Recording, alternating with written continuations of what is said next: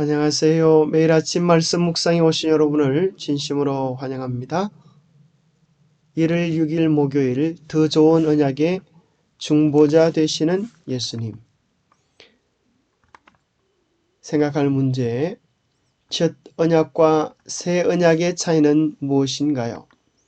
하나님은 새 언약 속에서 우리에게 무엇을 약속하셨습니까? 오늘 우리에게 주는 교훈은 무엇입니까? 흔히 우리는 옛 언약, 새 언약 그렇게 표현을 하지만 사실 성경에는 옛 언약이라고 하는 표현이 없습니다.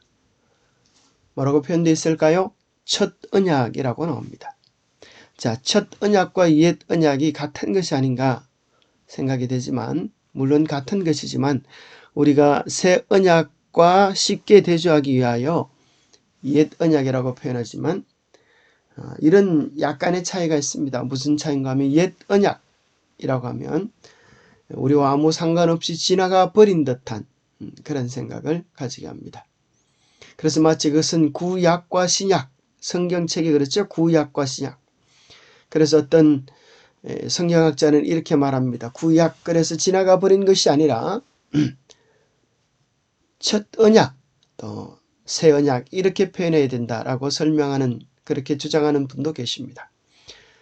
그래서 오늘 우리는 옛 언약이라고 하는 것보다 첫 언약, 시작된 언약이고 또 그 언약은 또 새 언약, 새 언약을 통하여서 다시 강화되어지고 새롭게 되어지는 것을 발견하게 되는 것입니다.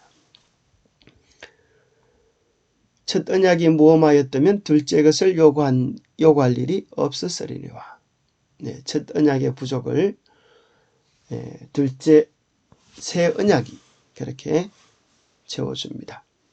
새 언약이라 말하였음에 첫 것은 낡아지게 하는 것이니 또 첫 언약에도 섬기는 예법과 세상에 속한 성소가 있더라. 이로 말미암아 그런 새 언약의 중보자시니 이는 첫 언약 때에 범한 죄에서 속량하려고 죽으사 부르심을 입은 자로 하여금 영원한 기업의 약속을 얻게 하려 하심이라. 이러므로 첫 언약도 피 없이 세운 것이 아니니 그래서 첫 언약을 바르게 이해할 때 새 언약을 더욱 분명하게 이해할 수 있기 때문에 옛 언약이라기보다 첫 언약으로 표현하는 것이 더 좋다고 생각해서 첫 언약이라고 기록을 한번 해보았습니다. 히브리서 8장에서 10장까지는 새 언약의 중보자로서의 예수님의 사역에 초점을 맞춥니다. 첫 언약은 단순히 앞으로 다가올 좋은 것의 예포일 뿐이었습니다.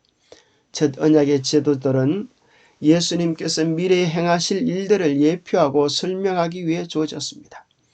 제사장들은 예수님을 예표했으나 그들 개개인은 우리와 다름없이 죽음을 피할 수 없는 죄인들이었습니다.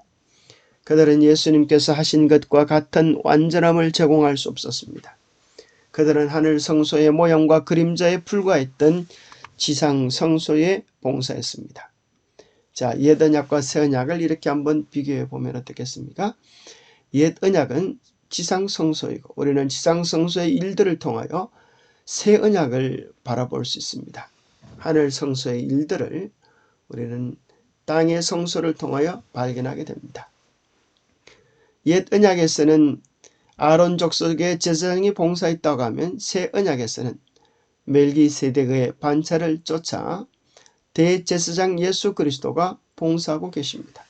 옛 언약 속에는 양과 염소의 피가 들여졌다고 하면 새 언약에서는 예수의 십자가의 희생의 보혈이 드려지는 것입니다. 옛 언약은 여러 번 죄를 지을 때마다 희생 제물을 드려야 했지만 새 언약은 단번에 예수 그리스도의 피로 속죄함을 얻게 되었습니다. 옛 언약은 이스라엘의 부족과 불충실로 실패했습니다. 그러나 새 언약은 예수님의 승리와 영적 이스라엘의 승리로 이어집니다. 옛 언약은 모세와 여호수아, 아론의 지도가 있었다면 새 언약은 예수님의 지도입니다. 옛 언약은 봉사자가 죽음으로 바뀌었습니다.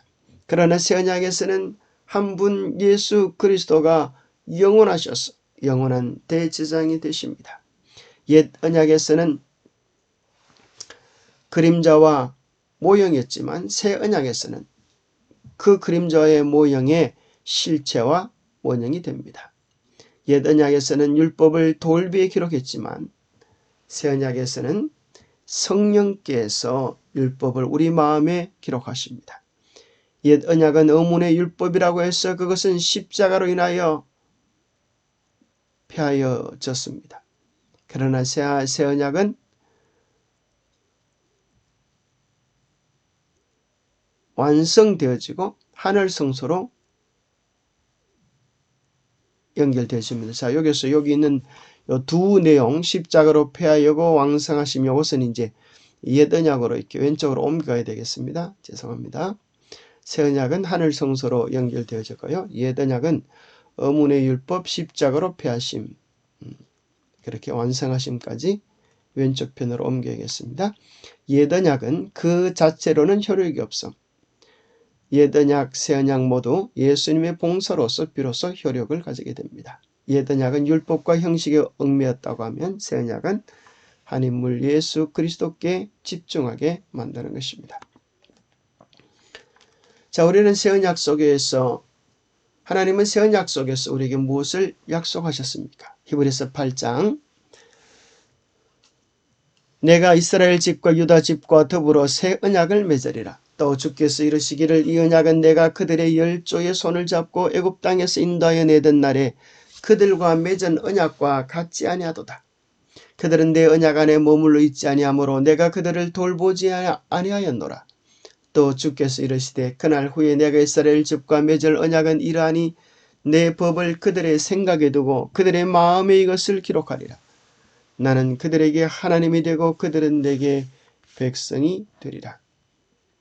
새 언약에서는 하나님께서 우리의 마음속에 당신의 법을 기록하시고 우리의 마음속에 당신의 법, 당신의 품성 있는 백성을 향하여 그들은 내 백성이 되리라. 그렇게 말씀하고 계십니다.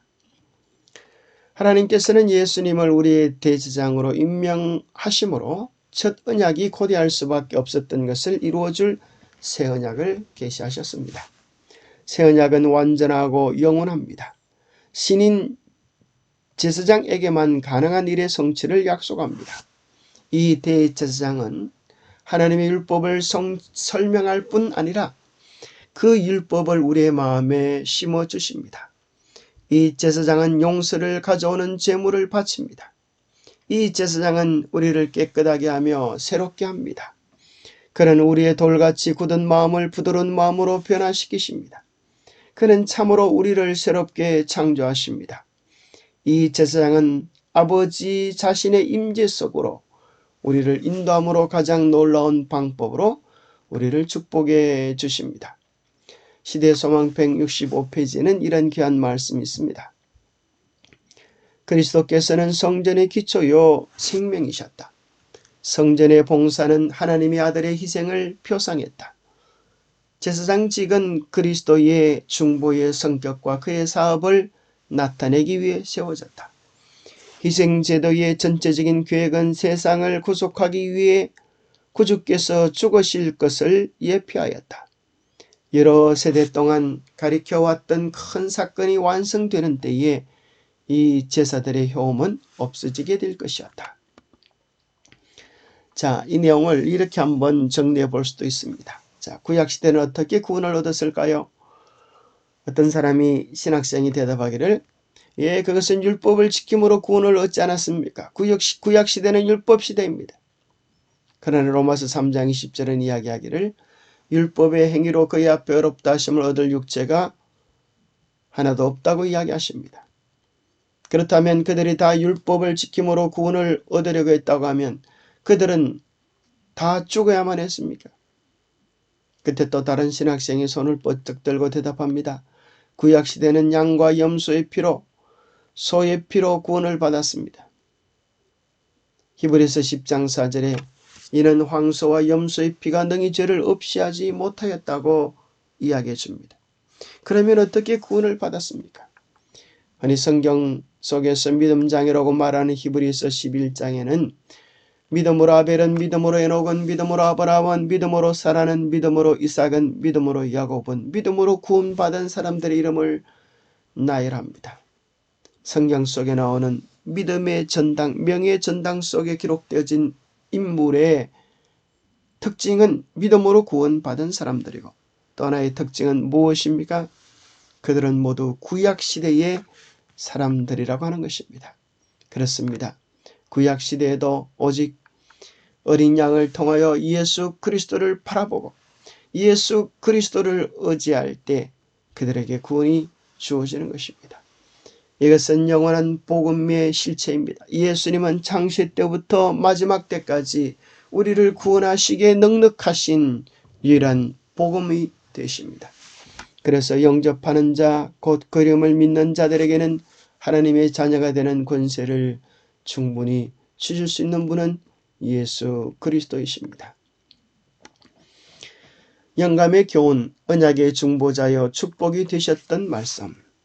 말씀은 거룩하신 존재자이며 하늘 아버지와 연합하여 한 몸을 이루신 하나님의 영원한 아들로서 존재하였다.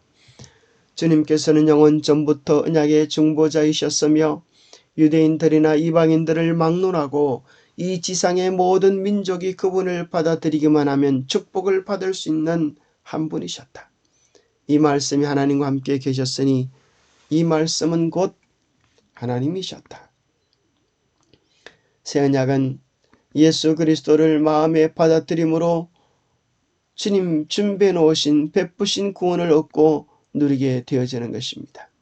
또 새 언약은 히브리서 8장 10절에 성령을 통하여 우리의 마음속에 하나님의 법을 기록하시는 것이라고 이야기합니다. 이 두 성령절을 연결한다면 예수 그리스도를 개인의 구주로 영접하면 예수님은 바로 예수님의 품성이 곧 율법의 특징입니다. 예수님을 개인의 구주로 영접한 사람들은 예수님의 품성, 하나님의 품성, 곧 하나님의 법을 그들의 마음속에 기록하는 것입니다. 예수님을 안오라 하고 주의 계명을 지키지 아니하는 자는 거짓말하는 자니 라고 요한일서에 기록하고 있습니다. 저를 안오라 하고 그의 계명을 지키지 아니하는 자는 거짓말하는 자입니다. 예수님이 우리 마음 안에 계시면 우리는 그분의 품성을 우리 안에 소유하게 될 것이고 주님의 품성은 하나님의 계명으로 나타나 있습니다. 정말 주님을 사랑하는 자는 주의 계명을 지키는 자가 될 것입니다. 이것은 성령의 역사심으로만 가능한 일입니다. 기도하겠습니다. 하나님 아버지, 우리에게 첫 언약의 연약성 속에서 새 언약의 온전함을 바라보게 도와주시니 감사합니다. 어린 양 속에서 우리를 위하여 속죄 제물이 되셨던 예수 그리스도를 바라보게 하시니 감사합니다. 연약한 인간 제사장 속에서 온전하신 대제사장 예수 그리스도를 바라보게 도와주시니 감사합니다.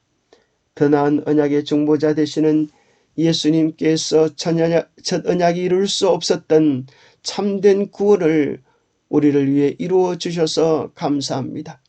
새 언약에 가는 백성으로서 우리를 위해 준비된 축복을 마음껏 누리며 기쁘게 살게 인도하여 주시옵소서. 우리의 모든 것에 모든 것 되시는 주님을 우리의 마음에 모시고 주님과 교제하며 살아가는 축복의 날이 되게 인도하여 주셨기를 우리 주 예수 그리스도로 모자하여 간절히 간구하옵나이다.